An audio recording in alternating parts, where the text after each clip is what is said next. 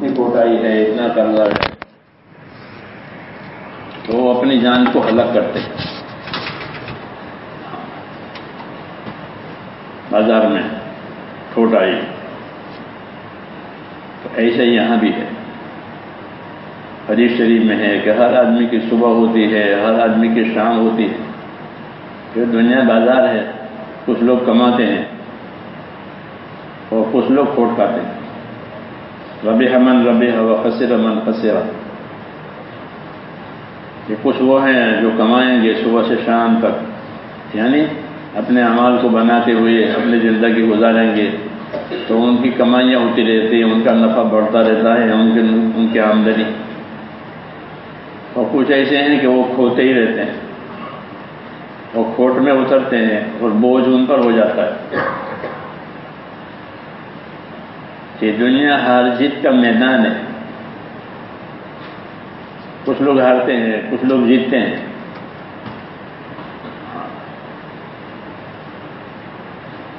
اس لیے رسول صلی اللہ علیہ وسلم نے فرمایا کہ الکیس من دان نفسہ وعمل لما بعد الموت. کہ سمجھدار آدمی وہ ہے جو اپنی ذات پر قابو کرے. سمجھدار آدمی وہ ہے جو اپنی ذات پر کیا کرے؟ قابو کرے. آدمی ہر چیز پر قابو کرتا ہے، ہر مشین پر قابو کرتا ہے تاکہ وہ مشین صحیح چلے. ہاں، اگر بے قابو ہو جائے مشین تو اس کو ہلاک کرے گی. اس کی ذات بے قابو ہو گئی تو یہ اس کی ذات اس کو اور زیادہ ہلاک کرے گی، دنیا میں بھی اور آخرت میں بھی. اس لیے فرمایا سمجھدار وہ ہے کہ جو اپنے آپ پر قابو کرے. قابو کرنے کا مطلب یہ ہے جو بات اللہ نے فرمائی ہے اپنے آپ کو اس کا تابع اور پابند کرے، اور جو بات منع فرمائی ہے اس سے اپنے آپ کو بچائے. قابو اسی لیے کرنا ہوتا ہے کہ ادھر ادھر نہ ہو جائے. اگر کوئی گاڑی کوئی مشین ادھر ادھر ہو گئی وہ نقصان دے گی. ایسے آدمی کے اندر اللہ تعالیٰ نے خواہش کا بھی مادہ رکھا ہے، منشاہی کرنا، یہ بھی اس کے اندر طاقت ہے، اور اللہ چاہیے کرنا یہ بھی اس کے اندر طاقت ہے. دونوں پاور اس کے اندر رکھے گئے ہیں. اللہ چاہیے کرتے کرتے اللہ کے ولی بن جاوے، ہاں، اور منشاہی کرتے کرتے کہ شیطان سے بھی آگے نکل جائے. ایسی طاقت ہے. فَأَلْهَمَهَا فُجُورَهَا وَتَقْوَاهَا کہ اس کے وجود کے اندر دونوں باتیں رکھی گئی ہیں کہ فسق و فجور، عیاشی بھی یہ کر سکتا ہے اور پابندی پرہیزگاری بھی کر سکتا ہے. دونوں طاقتیں رکھی ہیں. اس لیے اپنے آپ پر قابو کرے کہ مجھے کیا کرنا ہے اور کیا نہیں کرنا ہے، کیونکہ اس کو اپنے کیے کیے کا حساب دینا پڑے گا. اگر بے قابو ہو گیا تو حساب مشکل. اس لیے فرمایا الکیس من دان نفسہ وعمل لما بعد الموت. سمجھدار وہ ہے جو اپنے اوپر قابو کرے، یعنی موت کے بعد کام آوے وہ عمل آج کر لے. قابو کا یہ مطلب ہے. قابو کا یہ مطلب ہے کہ موت کے بعد کام آنے والا عمل آج ہی کر لے. آج ہی اس کا بازار ہے، پھر بازار بند ہو جائے گا. پھر بازار بند ہو جائے گا، پھر کچھ نہیں ملے گا. ہاں، کہ زندگی پوری ہو گئی، موت آ گئی تو کہ بازار بند ہو گیا. اب وہ ایک سبحان اللہ بھی نہیں پڑھ سکتا، ایک رکعت بھی نہیں پڑھ سکتا. رسول صلی اللہ علیہ وسلم فرماتے تھے اذا مات ابن آدم انقطع عنہ عمل. آدمی کا بچہ مرا کہ اس کا عمل کا دروازہ بند ہوا، ہر کوئی عمل نہیں کر سکتا، بازار بند ہو گیا. اس لیے فرمایا کہ سمجھدار وہ ہے جو اپنی ذات پر قابو کرے. دو دو تقاضے آدمی میں اٹھتے ہیں. صبح کی اذان ہوئی تو آرام کا تقاضا ہے. صبح کی اذان کے وقت بہت میٹھی نیند آتی ہے, بہت میٹھی نیند صبح. ہاں, رات بھر بھی نہ سویا ہو تو بھی صبح کے وقت میں سو جائے گا. بہت میٹھی نیند آتی ہے تو آرام کا تقاضا ہوتا ہے طبیعت کو کہ سو جاؤں. اور نماز کا تقاضا ہو گیا ادھر سے کہ نماز کا وقت ہو گیا, فجر کا وقت داخل ہو گیا, رات پوری ہو گئی. یہ دو تقاضے. اب اپنے اوپر قابو ہوگا تو اٹھ کے نماز پڑھے گا, نہیں تو سو جائے گا, سوتا رہے گا. اور شیطان اس سے کہے کہ ابھی بہت دیر ہے. حدیثوں میں کہ جب آدمی رات کو سوتا ہے تو اس کی گردن پر 3 بند لگتے ہیں, جیسے پوسٹ آفس میں پارسل پر لگاتے ہیں, اور پھر پر مہر ہوتی ہے پوسٹ آفس کی. ایسے یہ بند لگاتا ہے آدمی کی گردن پر اور اس پر مہر ہے, سیل. اس سیل میں کیا لکھا ہوا ہے؟ جمبو سر کی پوسٹ ہو تو پوسٹ آفس جمبو سر, یہ لکھا ہوتا ہے. اس سیل میں کیا لکھا ہوا ہے؟ تو اس سیل میں لکھا ہوا ہے کہ اور قد علیک لیل طویل, سو ابھی رات بہت ہے. یہ لکھا ہوتا ہے اس میں کہ آرام کرو, ابھی ہے وقت. حدیثوں میں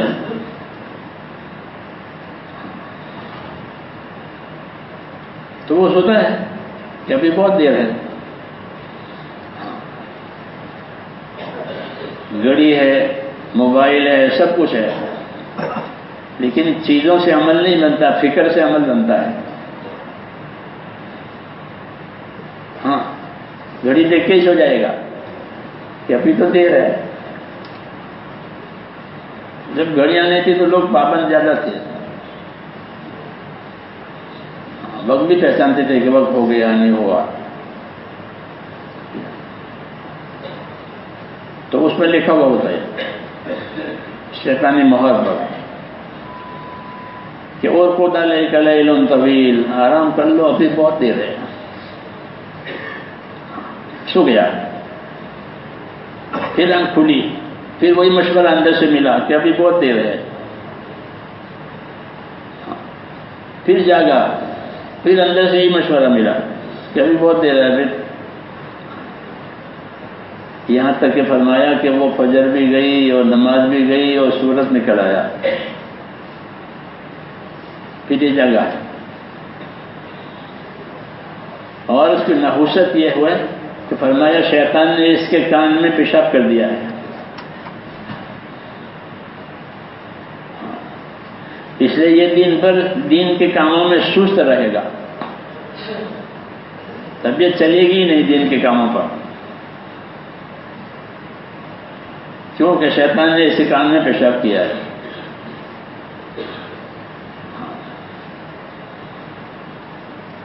یہ نادانی کی بات. اور سمجھدار ہوتا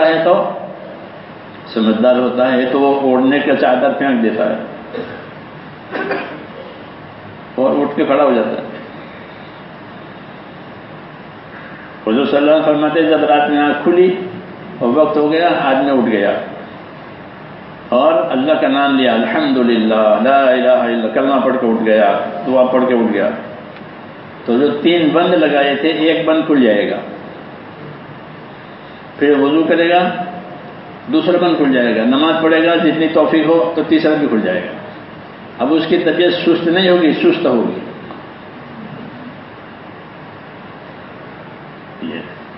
اور فجر کی نماز باجماعت پڑھے گا, تو جو آدمی فجر کی نماز اور عشاء کی نماز باجماعت پڑھے اس کو پوری رات کی عبادت میں کھڑے ہونے کا ثواب ملتا ہے.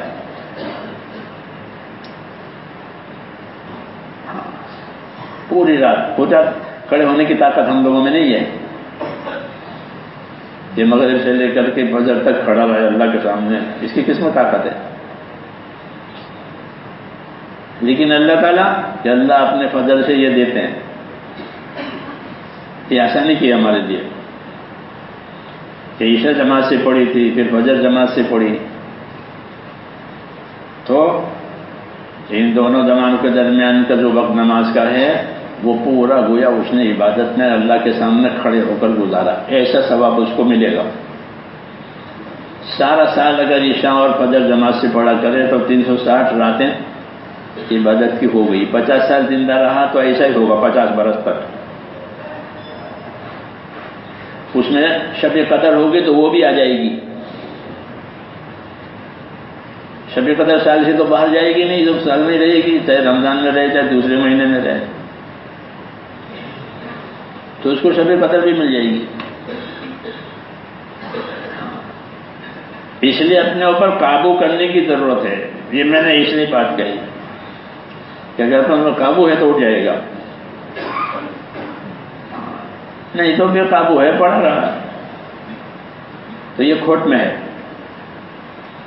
جیسے بازار میں بہت سے لوگ کھوٹ میں اترتے ہیں، بہت سے لوگ نفع کماتے ہیں۔ زندگی بھی ایک بازار ہے۔ ربح من ربح، حضور فرماتے ہیں ربح من ربح وخسر من خسر، نفع کمانے والے بھی ہیں، نقصان اٹھانے والے بھی ہیں۔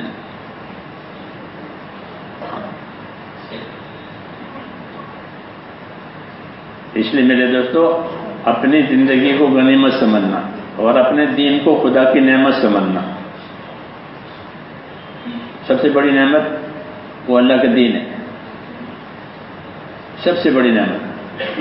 اگر دین آ گیا زندگی میں تو دنیا صاف ستھری ملے گی اور آخرت کامیاب ملے گی۔ دنیا کیسے ہوگی؟ صاف ستھری، گناہوں سے پاک،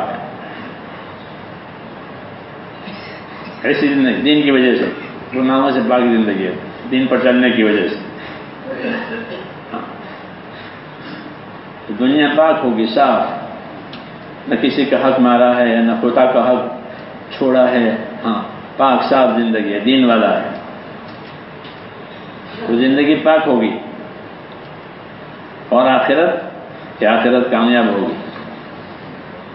جی ہاں، اس لیے اس کو غنیمت سمجھنا۔ حدیث پاک میں ہے کہ 2 نعمتیں اللہ کی طرف سے بندوں کو ملتی ہے اور یہ دونوں نعمتیں بہت بڑی ہے، دوسری جگہ نہیں ملتی، اللہ ہی دیتا ہے۔ 2 نعمتیں، بڑی نعمتیں، لیکن ان نعمتوں کے ہوتے ہوئے لوگ کھوٹ کھانے والے اور نقصان اٹھانے والے زیادہ، نفع اٹھانے والے تھوڑے۔ یہ 2 نعمتیں، اس سے نفع اٹھانے والے تھوڑے اور اس کو ضائع کرنے والے، کھونے والے زیادہ۔ کہ وہ 2 نعمتیں کون سی ہیں؟ فرمایا ایک تندرستی، ایک آدمی کو اللہ تندرست رکھے، کہ ایمان کے بعد آدمی کی تندرستی بڑی نعمت، سب سے بڑی نعمت تو ایمان ہے، پھر ایمان کے ساتھ اللہ اس کو تندرستی دے، بدن کی صحت، یہ بڑی نعمت، یہ کہیں نہیں ملتی، اللہ دیتے ہیں صحت اور تندرستی، لیکن تندرستی سے فائدہ اٹھانے والے کہ وہ تھوڑے، کیونکہ جب بیمار ہوگا تب تو کوئی عمل ہی نہیں ہوگا، اور ہوگا بھی تو ادھورا اور ناقص ہوگا، بیٹھ کے نماز پڑھے گا، اشارے سے نماز پڑھے گا، مسجد میں نہیں آئے گا، جی ہاں جمعہ میں نہیں ہوگا، کیوں؟ بیمار ہے، بیمار ہے۔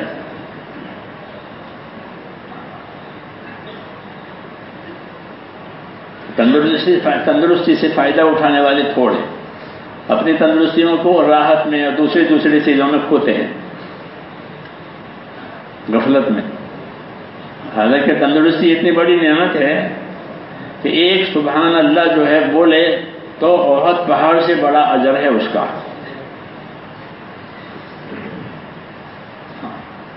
تندرستی میں. اور جو آدمی تندرستی میں پابند رہا پھر بیماری میں عمل نہیں ہوتا.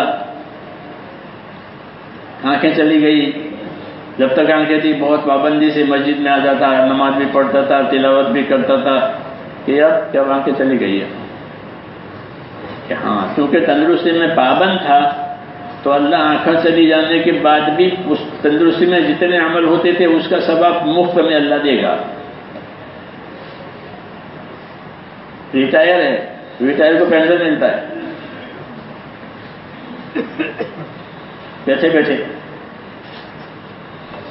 اللہ کا بھی یہ دستور ہے کہ پابندی میں تندرستی میں پابند تھا، اب بیماری میں نہیں ہوتا، لاچار ہو گیا تو بھی دیں گے کیونکہ یہ تندرستی میں پابند تھا. لیکن تندرستی میں پابند نہیں تھا، بیماری میں ہوتا نہیں، یہ کھوٹ میں ہے. اس لیے آپ نے فرمایا کہ دو نعمتیں بڑی ہیں، نفع اٹھانے والے تھوڑے، کھوٹ میں اترنے والے زیادہ. تو ایک تندرستی ہے، اس سے فائدہ اٹھانا چاہیے. اپنے عمل کی، اپنے مال کی ترتیب بنانی چاہیے کہ مجھے اس وقت کیا کرنا ہے، مجھے اپنے مال میں سے کتنی آخرت بنانی ہے. تو اپنی جان مال سے فائدہ اٹھائے گا. نہیں تو زندگی بہتی پانی کی طرح چلی جائے گی، وہ رکتی نہیں ہے، وہ جاتی رہتی ہے. سورج اگتا ہے، ڈوبتا ہے، سورج اگتا ہے، صبح ہوتی ہے، شام ہوتی ہے، یوں زندگی تمام ہوتی ہے. اس لیے اپنے آپ کو پابند کرنا پڑے گا.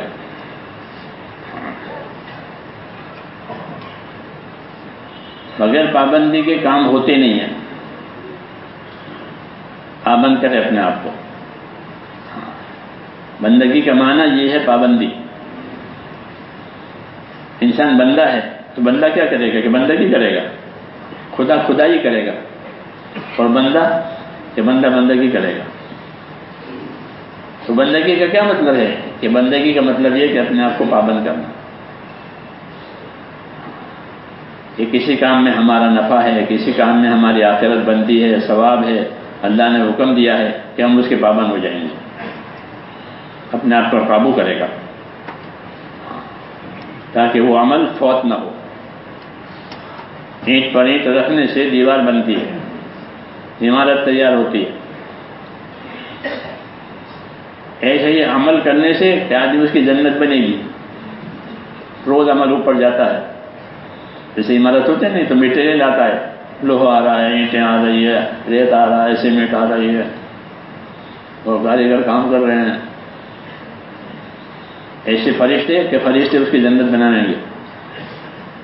صبح شام وہ عمل لے کر کے جاتے ہیں،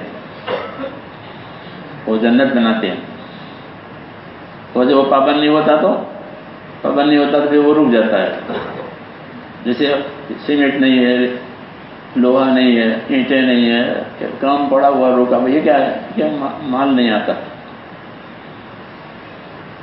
تو فرشتے بھی کیسے کہ جنت بن رہی تھی فلانے کی، اب اس نے وہ مال نہیں آ رہا ہے. کچھ دن عمل کیا پھر چھوڑ کے بیٹھ گیا، پابند نہیں ہے. ہاں تو آخرت نہیں بن رہی ہے. فرشتے باتیں کرتے ہیں کہ یہ کیوں نہیں، کہ مال نہیں آ رہا ہے، اب یہ غافل ہو گیا. ہاں اس لیے اپنی صحت، اپنی تندرستی کہ اپنے آپ کو اس میں پابند کرے.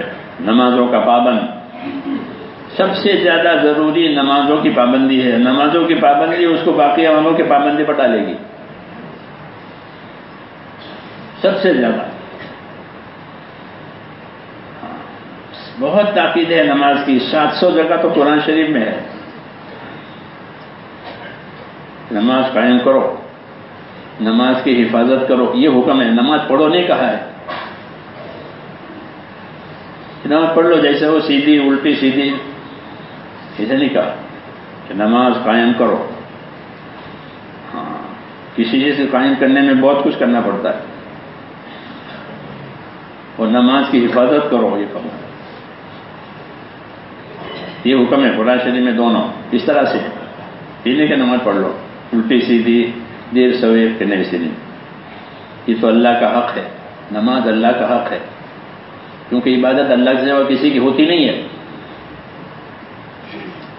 نماز اللہ کا حق ہے، جیسے اللہ بڑے ہیں، اللہ پاک ہیں، ویسے اس کا حق ادا ہونا چاہیے۔ ہاں، اور بہت انعام دیتے ہیں نمازوں پر، جب میں نے کہا نہیں صبح اور فجر کیا یاد، بہت انعام۔ جمعہ کے دن حدیثوں میں جمعہ کے دن مسجد کے دروازے پر فرشتے کھڑے ہو جاتے ہیں، ہر آدمی کا نام لکھتے ہیں، کون کتنے بجے آیا۔ جی ہاں، جو سب سے پہلے آیا کہ اول وقت میں، کہ اس کو اتنا ثواب دیتے ہیں جیسے کسی بڑے جانور کی قربانی کرو، سات حصے والی، اس کو اتنا بڑا ثواب ملتا ہے کہ پہلے وقت میں آیا ہے۔ پھر اس سے کم وقت والا، ہاں، کہ بکرا ذبح کیا، پھر اس سے زیادہ کہ مرغا صدقہ کیا، اس طرح اس کا ثواب دیر سے آنے والوں کا گھٹتا رہتا ہے۔ پھر جب امام خطبے پر آئے تو وہ دفتر بند کر کے بیٹھ جاتے ہیں۔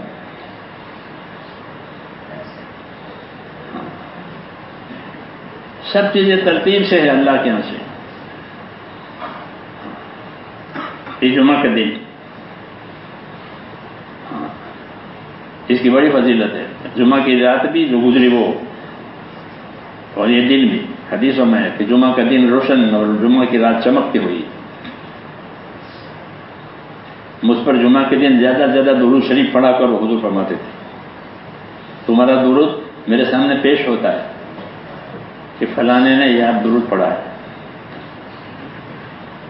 زیادہ سے زیادہ پڑھے، کم سے کم 300 مرتبہ پورا کر لے۔ ہمارے حضرت گنگوئی رحمۃ اللہ علیہ فرماتے تھے کہ جمعہ کے دن ہر مسلمان کم سے کم 300 مرتبہ درود شریف پڑھے، کیونکہ آپ نے فرمایا زیادہ سے زیادہ پڑھو، تو زیادہ کی کیا حد ہے کہ کم سے کم 300، یہ زیادہ ہو گیا۔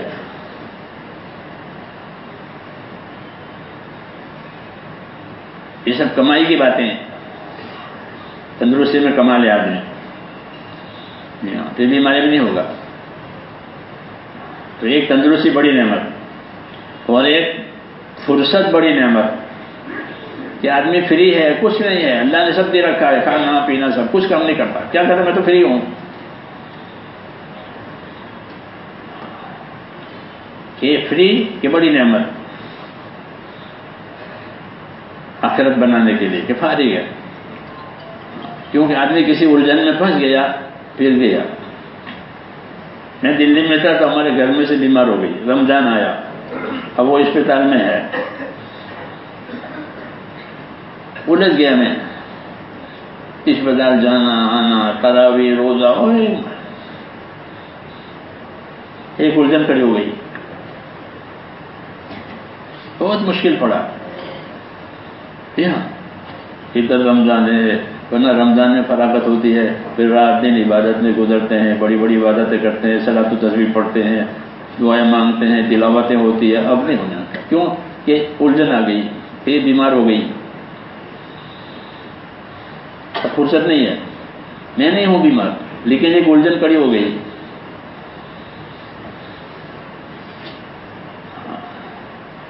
تو آدمی ہوتا تندرست، لیکن کوئی الجھن نہ جو خدا کی طرف سے کھڑی ہوگی، اب عمل نہیں ہوگا۔ اس لیے فرماتے تھے ایسی الجھنوں میں پھنسنے سے پہلے اپنے عمل کر لیا کرو، اور اس فرصت کو کام میں لاؤ، کہ بھائی جمعہ کا دن ہے، کہ جمعہ کے دن کی فضیلتیں کماؤ، جلدی جاؤ، نوافل پڑھو، صلاۃ التسبیح پڑھو، دعا مانگو، درود شریف پڑھو، صدقہ کرو۔ جمعہ کا صدقہ بھی وزنی ہے دوسرے دن کے مقابلے میں۔ اللہ نے جمعہ کا دن دیا ہے، کمائی کا دن ہے، فرصت ہے، ورنہ خدا نہ کہتے کہ الجھن ہو جائے تو۔ ہاں، وہی مجھے خوب گزرا، میں کہ میں تو بیمار نہیں ہوں، گھر میں سے بیمار ہو گئی، کچھ نہیں. کہاں جمعہ کہاں تراویح بھی اپنی پڑھتی پڑھی عالم طرح سے پڑھتا تھا. اسپتال میں سے واپس آ کر جی ہاں. تو یہ میں نے اپنی مثال دی. جی ہاں ایسے لوگوں کی الجھنیں ہوتی ہیں, بیچارے کچھ نہیں کر پاتے اور فرصت میں کیا نہیں ہے.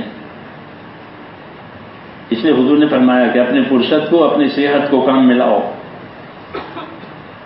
ہاں جتنی طاقت ہے اتنے عمل کر گزرو. ہاں تو پھر کہ اللہ خوش ہو جائیں گے کہ انہوں نے میری نعمت کی قدر کی ہے. جی ہاں اس لیے اپنی زندگی کو اپنے عملوں سے آباد کرنا ہے. یہ ایسا ہے جیسا کہ کاروبار خوب چل رہا ہے, روز کما رہا ہے, روز آمدنی ہو رہی ہے, ادھر سے بھی ادھر سے بھی. ایسے ہی ہے, جان سے مال سے فکر سے اپنی آخرت بنا لے.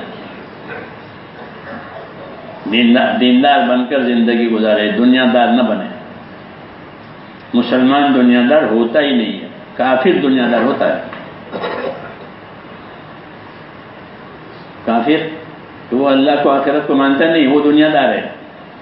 اس کو اپنی دنیا ہی چاہیے اور کچھ نہیں چاہیے, پھر چھوڑ کے مر جائے گا. مسلمان دنیا دار نہیں ہوتا. مسلمان تو دیندار ہوتا ہے, اپنی دنیا کو دین بناتا ہے. جیسے کیمیا والے ہوتے ہیں نا, کیمیا گھر یہاں کے وہ تانبے کو سونا بناوے, پتہ نہیں بنتا نہیں پتہ نہیں, کہتے ہیں ایسا یہ تانبے کو یہ سونا بناتا ہے, کیمیا گھر ہے. تو مومن یہ کیمیا گھر ہے, اپنی دنیا جو مچھر کے پر کے برابر ہے اس کو بہت بڑی آخرت کمانے کا ذریعہ بناتا ہے. اللہ نے حضور صلی اللہ علیہ وسلم کو ایسے طریقے دیے ہیں کہ اس پر چل کر کے ایک آدمی اپنی دنیا کو آخرت بنا. جو مچھر کے پر کے برابر بھی نہیں اللہ کے اس کی قیمت, لیکن اس کو اتنی بڑی جنت ملے گی کہ وہ خوش ہو جائے گا, اور اتنی برکتیں ہوگی کہ اس کی دنیا آباد ہو جائے گی برکتوں سے. مسلمان کو برکت بھی ملتی ہے, بدلہ بھی ملتا ہے. نماز کی برکت بھی ہوگی, نماز کا بدلہ بھی ملے گا. زکوٰۃ کی برکت بھی ہوگی, زکوٰۃ کا بدلہ بھی ہوگا. ہر حکم کے ساتھ یہ بات ہے کہ حکم کی برکت ہوگی, یہ مفت میں دیں گے, بدلہ حساب سے دیں گے. بدلے میں حساب ہوگا, صحیح ہے غلط ہے پورا ہے ادھورا ہے اس کو دیکھا جائے گا. عمل برکتیں دینے برکت مفت دیں گے. مسلمان کے ساتھ اللہ کا یہ معاملہ ہے, اللہ ہمیں برکتیں بھی دے گا, بدلہ بھی دے گا. اس لیے اپنے آپ کو اپنے دین کا پابند کرنا ضروری ہے. موت سے پہلے موت کی تیاری کرنا یہ عقل مندی ہے. ہر آدمی کی موت اچانک آئے گی,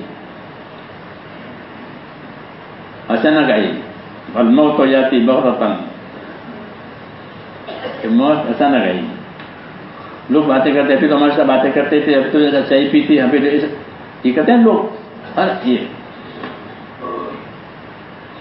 اس لیے اپنے آپ کو تیار کرنا ضروری ہے. توبہ کر کے روز توبہ کرے اور تیار رہے.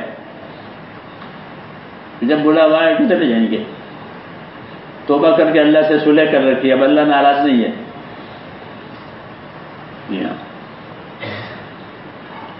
سب سے زیادہ خطرناک چیز تو اللہ کی ناراضگی ہے. سب سے زیادہ خطرناک اللہ ناراض ہے. ہاں کہ مصیبتوں کے پہاڑ ٹوٹیں گے, کہ اللہ ناراض ہے. اور اللہ راضی ہے کہ سب سے بڑی بات ہوگی, اس سے بڑی کوئی چیز ہی نہیں ہے.